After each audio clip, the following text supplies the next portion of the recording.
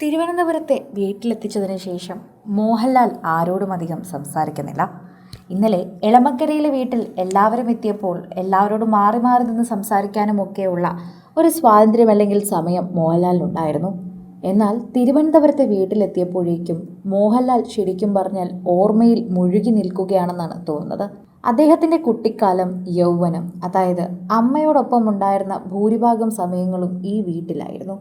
തിരുവനന്തപുരത്തെ മുടവൻ മുകളിലെ hill view വീട്ടിൽ. അതുകൊണ്ട് തന്നെ ആ വീട്ടിലെത്തിയപ്പോൾ മോഹൻലാലിന് ഓർമ്മകളെല്ലാം വരാൻ തുടങ്ങിയിട്ടുണ്ടാകും. അതായിരിക്കാം ഒരുപക്ഷെ അദ്ദേഹം അവിടെ ഒരിടത്തു നിന്ന് മാറാതെ നിൽക്കുന്നത്. അമ്മയെ നോക്കി അമ്മയുടെ തലയ്ക്കൽ നിൽക്കുന്ന വെള്ളയും വെള്ളയെടുത്ത മോഹൻലാലിനെ രാവിലെ മുതൽ മാധ്യമങ്ങളിൽ മാറി മാറി കാണിക്കുന്നുണ്ട്.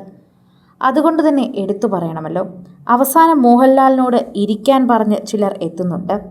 നീ രാവിലെ മുതൽ നിൽക്കുകയല്ലേ, എല്ലാവരും വന്നുപോയി, ഇനി നിനക്ക് ഇരിക്കാം എന്ന് പറഞ്ഞിട്ട് പോലും ഉച്ചയ്ക്ക് ശേഷം പോലും അവിടെ മോഹൻലാൽ ഇരുന്നില്ല എന്നതാണ് എല്ലാവരും ശ്രദ്ധിക്കുന്നൊരു കാര്യം.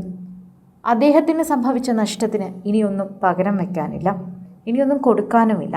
അദ്ദേഹത്തിൻ്റെ നഷ്ടം അദ്ദേഹത്തിന് തന്നെയാണ്, അത് എല്ലാവർക്കും മനസ്സിലായിട്ടുണ്ട്.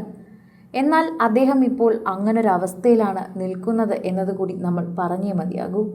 സോഷ്യൽ മീഡിയ ഉപയോഗിക്കുന്നവരെല്ലാവരും അങ്ങനെ തന്നെയാണ് പറയുന്നത്. ആരാധകർക്ക് വളരെയധികം ഇപ്പോൾ സങ്കടമാണ്. മോഹൻലാലിൻ്റെ അവസ്ഥ കണ്ടിട്ട് തന്നെയാണ് ഏറ്റവും കൂടുതൽ സങ്കടം തോന്നുന്നത്. അവരെല്ലാവരും പ്രതികരിക്കുന്നതും അങ്ങനെ തന്നെയാണ്. അദ്ദേഹത്തിന് ഇപ്പോൾ ചെറിയ വിഷമമൊക്കെ വന്നു തുടങ്ങി. എന്നാൽ അത് മാധ്യമങ്ങൾക്ക് മുന്നിൽ പ്രതികരിക്കാനാകുന്നില്ല. മാധ്യമങ്ങൾ നിൽക്കുന്നത് തന്നെയാണ് അദ്ദേഹത്തിന് പ്രശ്നം. അതുകൊണ്ട് തന്നെയാണ് അമ്മയുടെ അവസാന നിമിഷത്തെ ചടങ്ങിന് മാധ്യമങ്ങളകത്ത് കയറരുത് എന്ന് വിലക്ക് വന്നത്. അപ്പോഴെങ്കിലും ആത്മാർത്ഥതയോടെ അല്ലെങ്കിൽ കരഞ്ഞുകൊണ്ട് ആ സങ്കടം ഉള്ളിലൊതുക്കാതെ പുറത്തു കാണിച്ച് മോഹൻലാലിന് അമ്മയെ യാത്രയാക്കാമല്ലോ.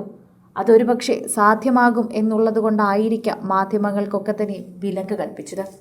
അതുകൊണ്ട് തന്നെയാണ് ശരിക്കും പറഞ്ഞാൽ മാധ്യമങ്ങളെ അകത്ത് കയറ്റാത്തത്. എല്ലാവർക്കും അതൊരു വേദനയാണ്.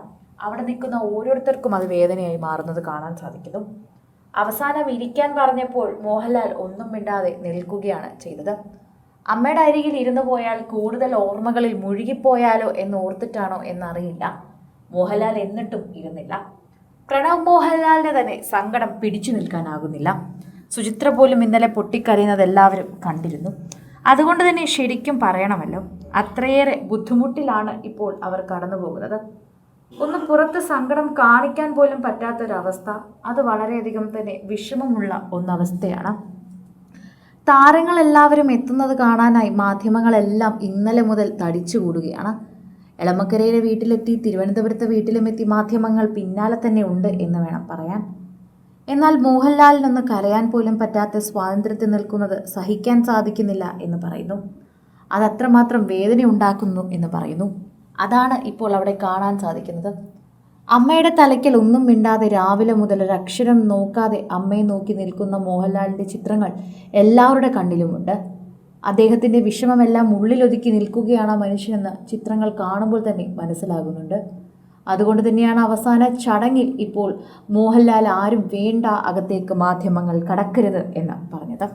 കൂടുതൽ സിനിമ, സീരിയൽ, ചാനൽ വാർത്തകൾക്കും നിങ്ങളുടെ പ്രിയപ്പെട്ട താരങ്ങളുടെ എക്സ്ക്ലൂസീവ് അഭിമുഖങ്ങൾക്കുമായി സബ്സ്ക്രൈബ് ചെയ്യാൻ മറക്കല്ലേ.